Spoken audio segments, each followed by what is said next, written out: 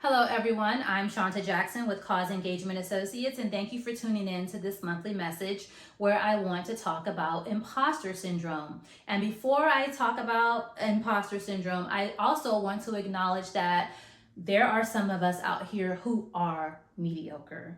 There are people out here who have not put in the time, the resources, and they do not have the experience, and they do not deserve to be in the position or have the client or customers that they have. But it all reveals itself. But that's not you, right? Let's talk about this imposter syndrome. So imposter syndrome is that psychological experience where you feel like an intellectual or professional fraud regardless of your accolades, regardless of your achievements. You feel like it's because of luck. I was just lucky, or some people may say, oh, because of by the grace of God.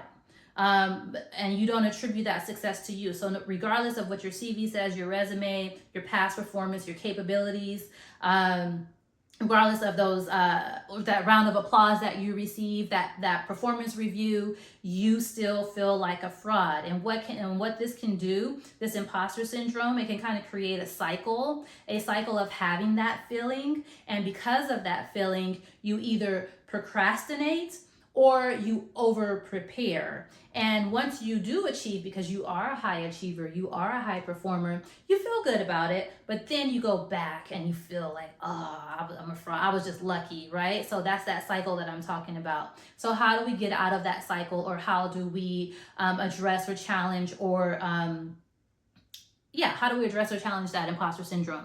And so I would say definitely reflect, accept, like, this is how I'm feeling, right? However, just because you're feeling that way, it's not factual. And so you have to take that as fact. Just because I feel this way, that doesn't mean that this is actually factual. So look back at your past achievements in the past year, in the past couple of months, in the past or even over your career. Look at your achievements. But then moving forward, also document your achievements as you go and look at those, and then that's actual, because guess what? You deserve to be there. You've put in the time, the resources, you've made a lot of sacrifices, you've learned from your mistakes, you've taught others, you've trained, you've mentored, you're a professional in your space, you provide a lot of value. You don't have to know everything. Yes, there's someone who knows more than you, or someone that brings value to the table, but that doesn't mean that you don't as well. And so everyone, I'm Shawnta Jackson with Cause Engagement Associates.